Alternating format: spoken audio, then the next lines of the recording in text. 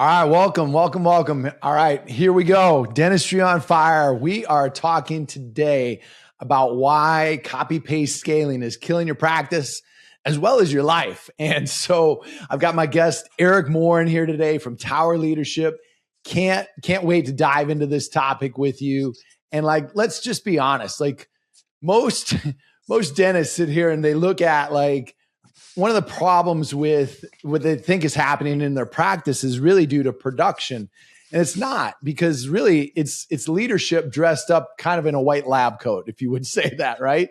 That's and a right. lot of the problem is us, and we just don't have to take the time to really own that. And so today we're going to be talking about scaling, and not the type where you're stepping on the scale at home and crying, but the kind where you're looking at your business growth, where your marriage and your health and your sanity don't have to suffer. Because the idea of scaling isn't just about doing more or being louder or more stressed, because if you did that, that's not scaling. You just built a bigger hamster wheel, and we're not looking at that today.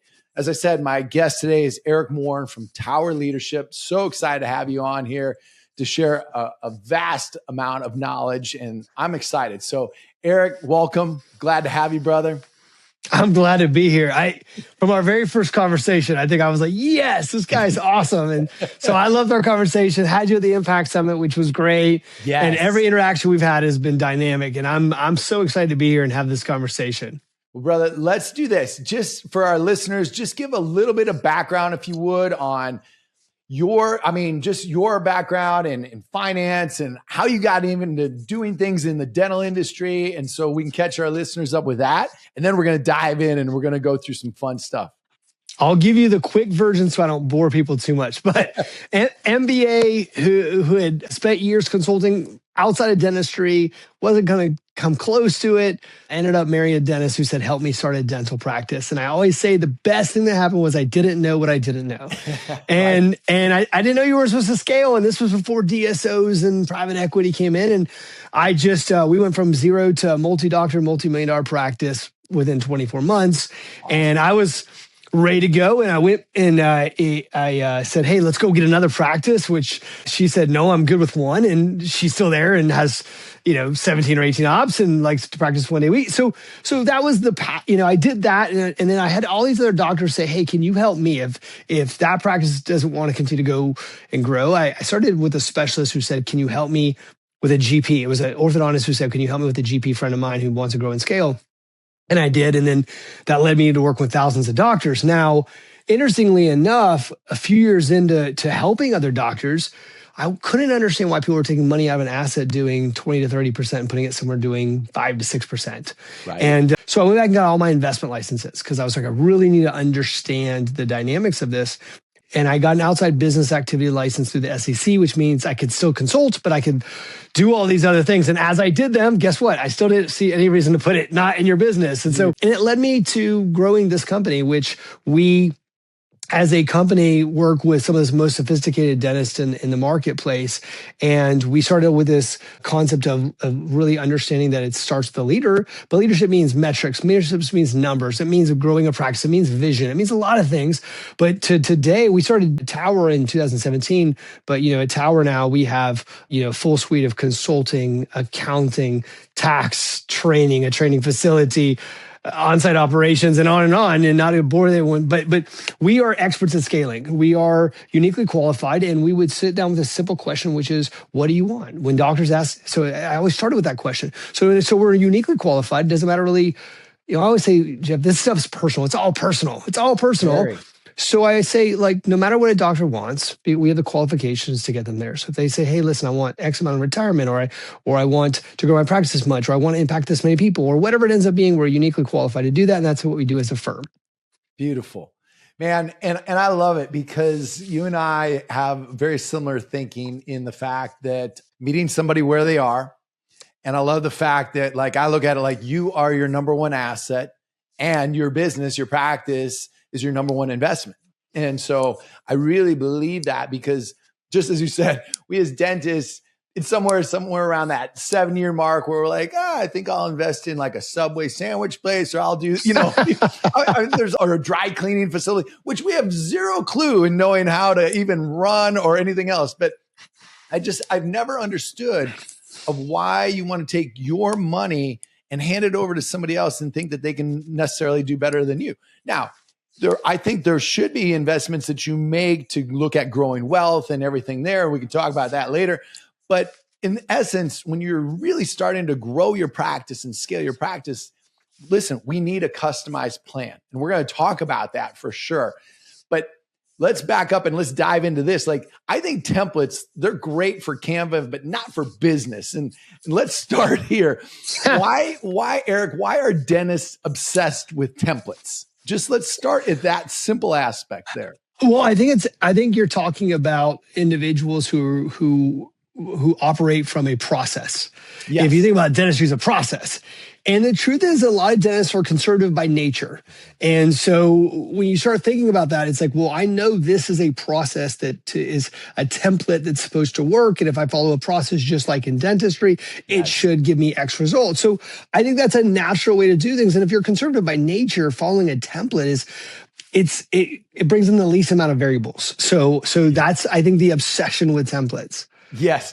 Well, and I think it's like, dentists love marketing templates. They love a leadership template. Hey, just tell me what worked for the guy in Phoenix and let's do that. That's right.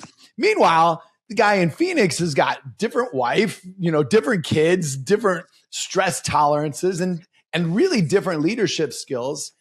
And truly, when you think about it, probably a very different ambition. So that, like, why do you think that copy paste scaling it's so dangerous? I mean, why do you think that? Well, the science of a business is very simple. It's not very complex. It's, it's like our personal finances, right? Spend less than you ultimately make. Right. So it's sciences, P&Ls, sciences, right? Bring in revenues, pay expenses, don't pay expenses higher than you bring in revenue. Science. It's so simple. It's the art though that makes brilliant leaders. It's the art that makes scale. It's the art that attracts top talent. It's the art that motivates people. It's the art that ultimately looks at strategy and looks at the marketplace and differentiation and all these. That's all art of the business. Businesses become great not because of science, but because of the art. And you could take even people like Steve Jobs of the world. Those are the people that were great at art, right? And I could go, by the way, I give you 40 examples of the art. The art is the brilliance. The science is the tactile, way we do things. And so when you get a template work, you're talking about staying in tactics. Yeah. And it's saying that science, and yes, the science will get you so far, but it's only half of the picture, and sometimes not even half the picture. It's the science it's the art that's the brilliance. Yeah. Dude, it's like you're reading my mind. It's like you knew my questions even before getting on here. This is crazy. Like literally, when we're going to dive into it, because I've got some questions that we're going to tackle a little bit with the science. We're definitely going to tackle the art. It's like we're on the same communication page. But let's back up a second here. Let me just ask you something. Would you agree that most dentists, they don't necessarily need new ideas or more ideas, but they need a plan that fits their life constraints, because everybody comes in with something different, right? And it's about meeting them where they're at. Well, it's interesting you say that. So we're in a marketplace that is, by the way, to be a dentist, you have to be somewhat competitive in nature. Yeah. And so what ends up happening is people are looking around in a marketplace and trying to figure out, you said it was cookie cutter type. Listen, people are looking around, for instance, and saying, I need 2 locations because someone else has 2 locations, or I need 5 locations. And look, some people, maybe it should be 24 locations. Some people, it should be 1. And that's what I was saying is that look, I mean, you can have 1 location. I just saw 1 location. I can't make this up, with $50 million in top line revenue. I'm not making that up. So look, with 1 location. With 1 location. So there is depending on what you want, it changes things, and you can't be cookie cutter because, as I was saying, this is all personal. You have to look at it and say, because what if fits my life? What do I want? What is the end number? All business should start off with an exit. Yes. And people don't have an exit. And an exit can change and modify. I think people feel stuck to that, but it's like, what am I trying to get accomplished and for what reason? We end up in this zombie-like mode where we're just following everybody else and we're doing our day-to-day, but not realizing. And the reason why that matters is because if you know what the exit is, if you know what the target is, man, you can get there quick. Exponential growth. I've had the pleasure, and I think one of my skill sets is growing people extremely fast. Yes. And, I've taken people from 10 to 50 million in 11 months.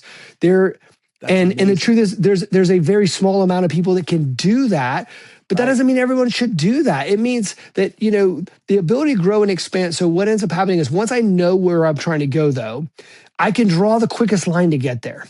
Yes. The most efficient line, the one that helps our team and unifies people.